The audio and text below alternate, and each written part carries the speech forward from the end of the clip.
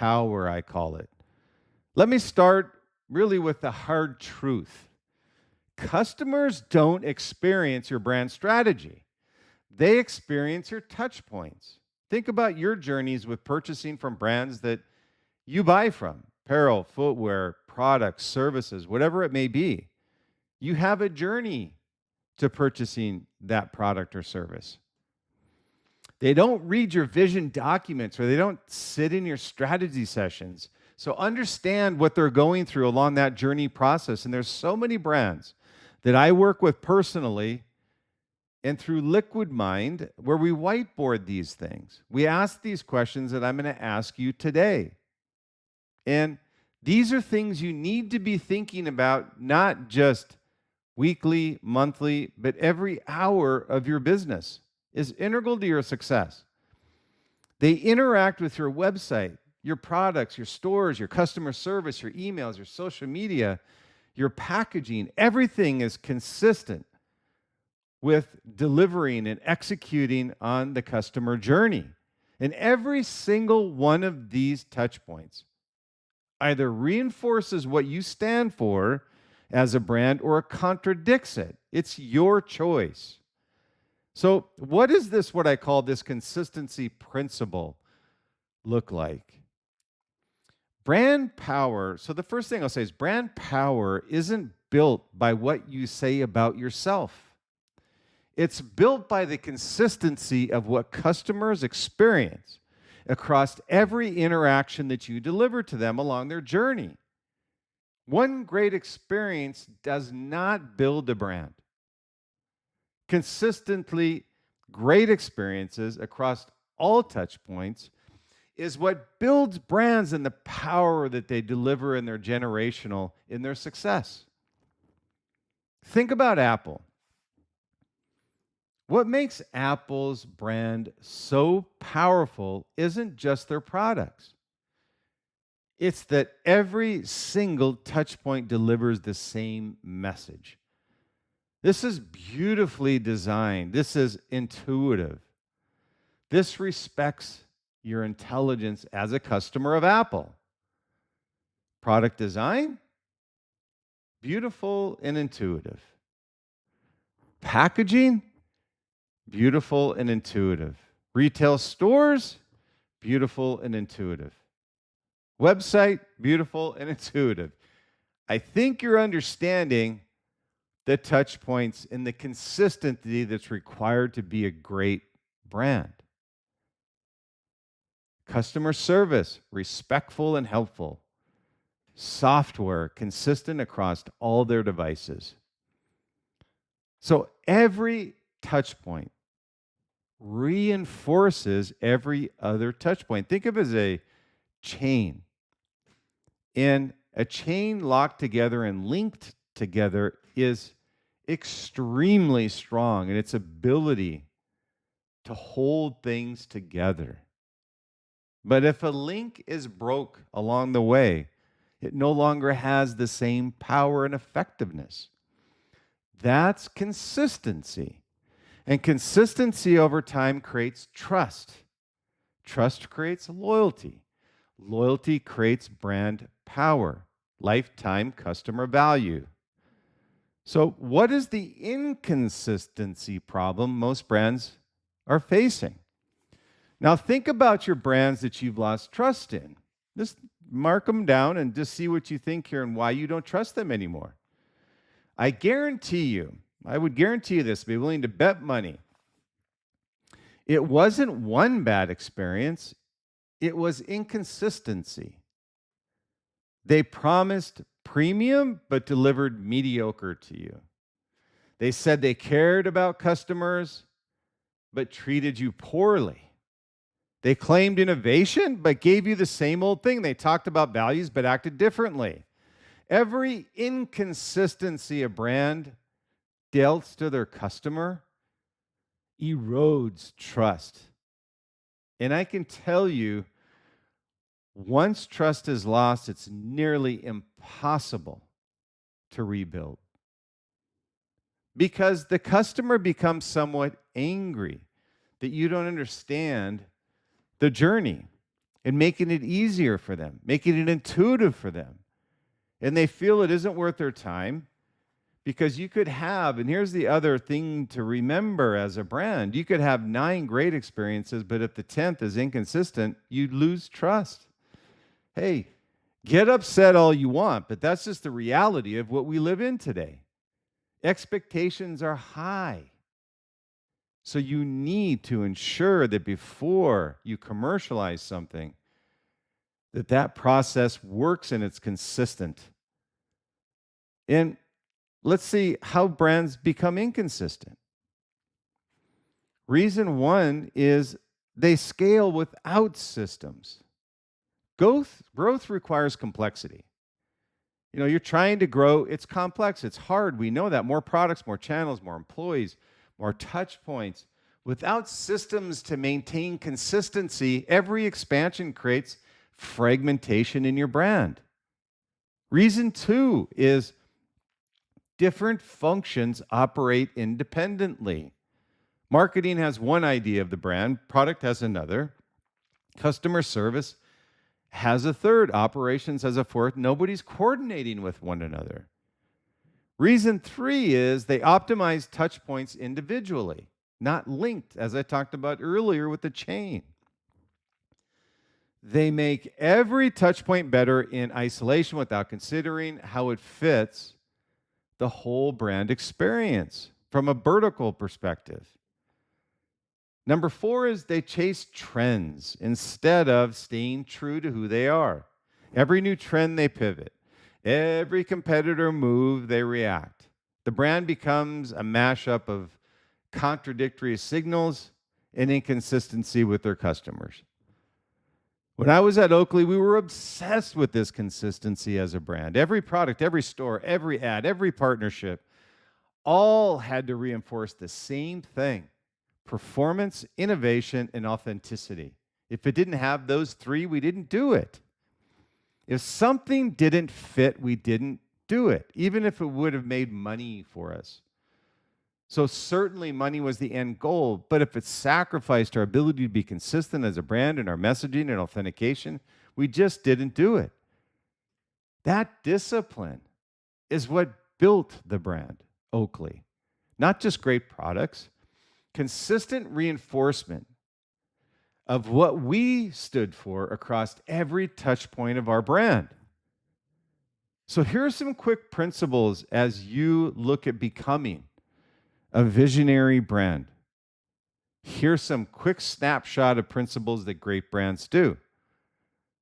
Number 1, customers experience touch points, not strategy. Number 2, every touch point either reinforces or contradicts your brand. Number 3 is consistency over time builds trust. Number 4 is trust builds loyalty. Number 5 is loyalty builds brand power.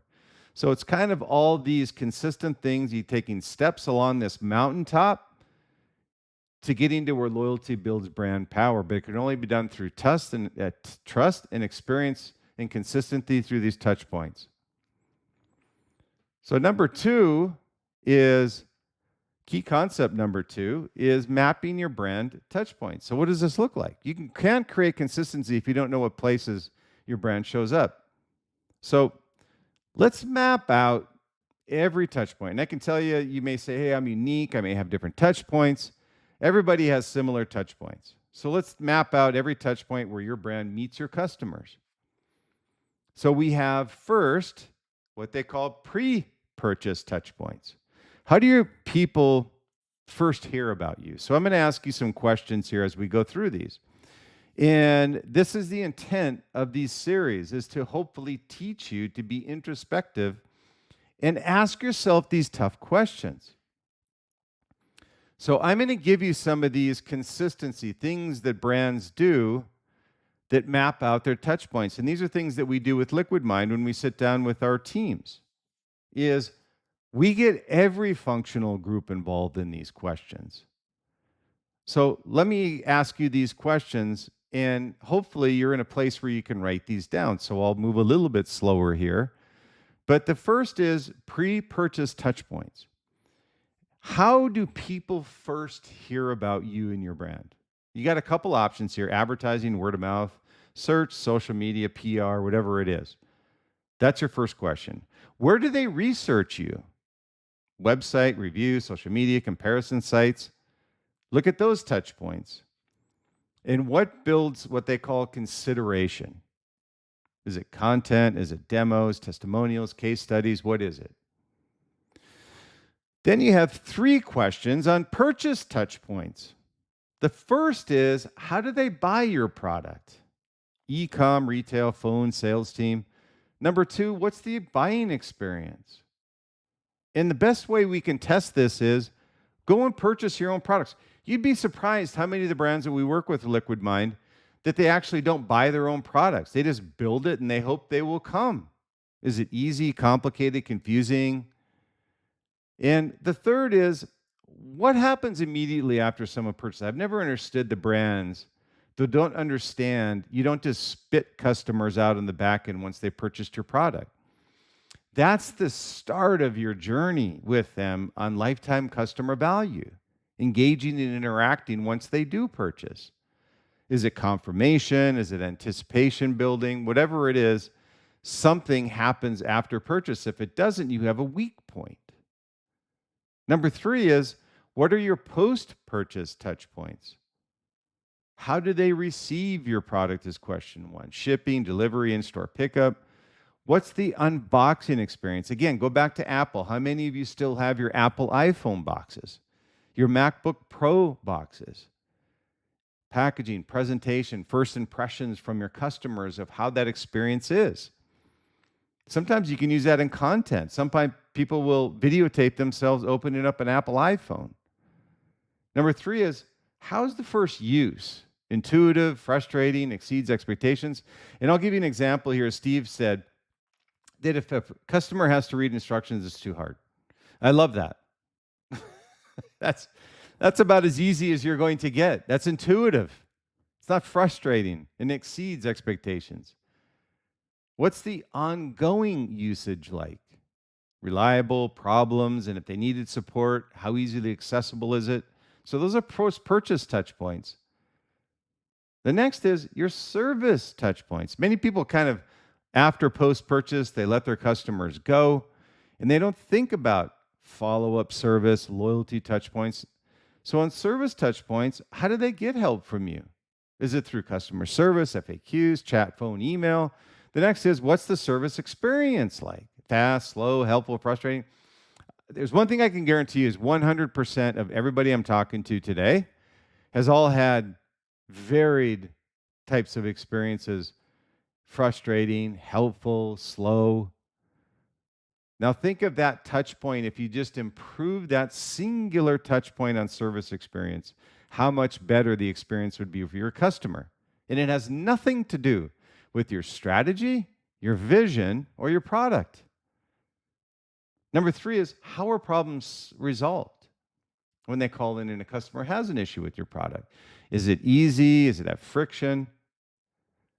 Number 4, or the next point, is loyalty touch points. And many times we don't even discuss this as a brand. And we do. We make a point of it with Liquid Mind, that you need to understand all of the touch points. And service and loyalty are 2 that they never touch on. So loyalty touch points are this: how do you stay connected to your customer? Email, social media, app, community. What is it? Look at Nike's community. They service the athlete. They aspire to inspire them. What brings them back to your company, brand, or service? New products, updates, loyalty programs, content. And how do they share? That's an important one when you start talking about loyalty touch points. Referrals, reviews, social media, word of mouth. What is it? So if you have the ability to write these down, hopefully I went slow enough, but we'll have these in the podcast notes as well. But it's super important that you ask yourself these questions. So here's an exercise: is make a comprehensive list. Every single place your brand touches customers. And I've given you a few examples across different parts of the company and the journey. Don't skip anything. The touch points you forget are often where inconsistency hides. It's a hard exercise for many brands or companies because they've never really gone through that exercise. And once you have your complete list, you can assess the consistency you feel. But you can assess what you haven't identified. And that's why I gave you those different questions to ask yourself. At TaylorMade, we mapped over 40 distinct touch points along that journey.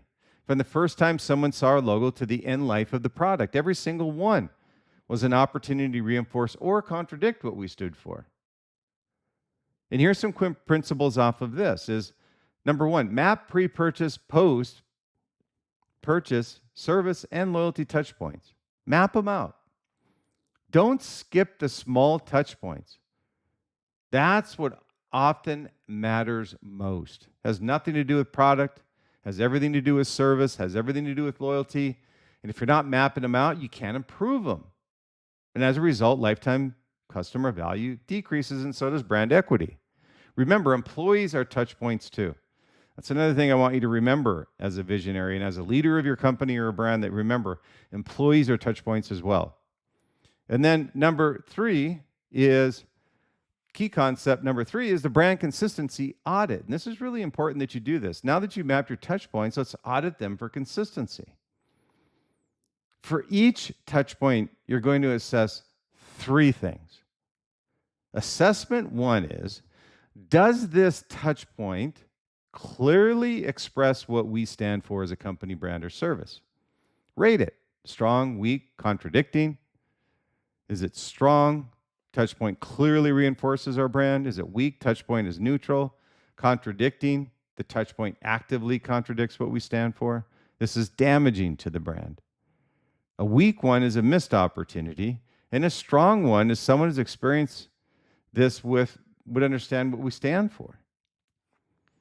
So assessment number two is this touch point consistent with other touch points? Does the experience here match what customers experience elsewhere with our brand? Or does it feel disconnected, like a different company that they don't understand? That creates confusion with your customer, your community. Assessment number three is, does this touch point meet our quality standards? Our quality standards as a brand. You're self-assessing here. Is this delivering the level of excellence we promise, or are you compromising? Here's an example audit of a outdoor brand that we worked with. And now listen to this. So here's the brand promise that they had, just to give you an idea of an example. Empowering outdoor adventures with bulletproof gear and expert guidance. So the website audit was strong. Clear expression of adventure ethos, expert content and guides, high quality product photography, consistent with the brand promise, yes. And the retail stores were strong. It was consistent with website and brand promise. E-commerce packaging was weak. Generic brown boxes, no inspiration, no expert guidance, missed opportunity to reinforce brand. Doesn't contradict, but doesn't reinforce it either. The next part was customer service was contradicting when we looked at it. Outsourced to call center with scripted responses actively contradicts brand promise because it felt transactional, not expert guidance for people. Staff had no outdoor experience at all. The next was social media was also weak. Inconsistent posting, mix of promotional content and user content with no clear strategy at all. Didn't feel like expert guidance for anything. A really missed opportunity to enforce your relationship with your customer as an outdoor brand. You also lost your authentication because there's nothing there for them to support beyond purchase. And I often talk about this, is that a product is only as good as your ability to reinforce authentication and continue that promise beyond the product use. How do I make a marathon runner better? Well, I help with his stride. I help with his endurance. Those are all things that aren't anything to do with the product. It has everything to do with your authentication as a footwear brand that sells running shoes. And here's the findings on this brand in particular. So I just wanted to give you this example based off of what I just mentioned, is that strong touch points, celebrate these. They're working. Double down on them. Weak touch points, quick wins, turn these into brand reinforcing moments. Contradicting touch points you may have, urgent fixes. These are actively hurting you and your brand and your ability to grow. When we did this at Oakley, we found contradictions we didn't know existed. A retail partner was using a discount bin displays for our premium products. Our packaging in some regions didn't match our quality standards. Customer service sounded scripted instead of performance focused. Every contradiction was eroding the brand we'd worked so hard to build. We fixed them all and the brand got stronger for it. So in your audit, go through the Touchpoint list, rate each one, strong, weak, or contradicting, but be brutally honest when you answer these questions I've given to you. This isn't about feeling good about yourself. It's about seeing reality so you can fix it and become a great brand. So what are some of the principles coming out of this? Strong touchpoints, celebrate and replicate. Weak touchpoints, opportunities to strengthen your brand. Contradicting touchpoints, urgent priorities you need to fix. Be honest. You can't fix what you don't acknowledge. Now, key concept 4 is eliminating experience gaps. Experience gaps are the spaces between what you promise and what you deliver. There where brands lose trust. Let me give you the most common experience gaps and really how to close them. Number 1 gap is promise versus reality. You promise premium quality, your product is good, but not premium. You promise fast shipping, it takes 2 weeks. You promise expert service, your staff is undertrained. How do you close it? Either deliver what you promise or stop promising it. Authenticity beats aspiration every single time. Gap 2 is channel inconsistency. Your retail experience is amazing. Your e-com experience is mediocre.